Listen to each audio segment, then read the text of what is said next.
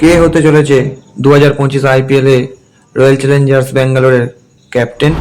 চলুন বন্ধুরা, আজকের ভিডিওতে জেনে নেওয়া যাক 2025 আইপিএলে আরসিবির নতুন ক্যাপ্টেন কে। দেখো বন্ধুরা, প্রত্যেকেই চায় নতুন জেনারেশনকে এগিয়ে নিয়ে আসতে, আর আইপিএলের প্রত্যেকটা দলের মালিকরাই চাইছে তাদের জেনারেশনকে এগিয়ে আনতে, অর্থাৎ তারা সামনের দিকেই তাকাতে চাইছেন। যেমন ধরুন, মহেন্দ্র সিং ধোনি চেন্নাই সুপার কিংসের ক্যাপ্টেন ছেড়ে দিয়ে ঋতুরাজ গাইকোয়াড়কে ক্যাপ্টেন করেছে।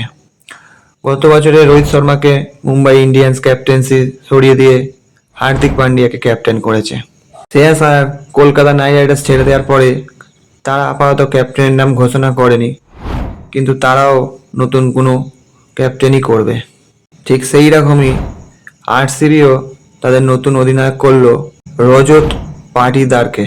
তার কারণ, এবছর আরসিবি থেকে ফ্যাফ ডু প্লেসি চলে গেছে, আর বিরাট কোহলিকে ক্যাপ্টেন হওয়ার জন্য প্রস্তাব করেছিল আরসিবি, কিন্তু বিরাট কোহলি ক্যাপ্টেন্সি করেননি।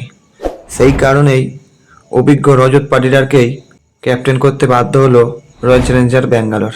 রজত পাটিদারকে ক্যাপ্টেন করার ফলে অনেক আরসিবির সমর্থকরাই হয়তো একটু হতাশ হবে, তার কারণ রজত পাটিদারের বয়সও 31 হয়ে গেছে। তাছাড়াও তিনি জাতীয় দলে খুব একটা ভালো ম্যাচ খেলেননি বা নিজের জায়গা পাকা করতে পারেননি। তবে বন্ধুরা, রজত পাটিদারকে হয়তো রয়্যাল চ্যালেঞ্জার ব্যাঙ্গালোর ক্যাপ্টেন করলো, কিন্তু আসল ক্যাপ্টেন্সি তো বিরাট কোহলিই করবে। তার কারণ, খেলার মাঠে বিরাট কোহলি কিন্তু কাউকে ছেড়ে কথা বলবে না। রজত পাটিদার হয়তো টস করতে যাবে, কিন্তু বিরাট কোহলি আসল তো মাঠের রাজা। সেই সবসময় লড়াই করবে, দলকে পরিচালনা করবে, কখন কোথায় কাকে ফিল্ডিং পাঠাতে হবে, কোন বোলারকে বল করতে হবে, সেসবগুলো কিন্তু বিরাট কোহলিই করবে। তো যাই হোক, সমস্ত আরসিবি ফ্যান সবাই চেয়েছিল যে এবছর আইপিএলের 18 নম্বর সিজন আর বিরাট কোহলিরও 18 নম্বর জার্সি, তাই বিরাট কোহলিও ক্যাপ্টেন করুক। এবং দর্শকরা চেয়েছিল যে 18 বছরের মাথায় আরসিবি অন্তত ট্রফিটা জিতুক। শুধু দর্শকরাই নয়, আরসিবির অভিজ্ঞ ব্যাটসম্যান বা বিরাট কোহলির খুব ভালো বন্ধু এবিডি ভিলিয়ার্স চেয়েছিল। তাছাড়া সুরেশ রায়না, রবিচন্দ্রন অশ্বিন, ইরফান পাঠান এরাও চেয়েছিল যে এবছর যেন বিরাট কোহলি আরসিবির ক্যাপ্টেন করুক। তো যাই হোক বন্ধুরা, সময় কখনো থেমে থাকে না।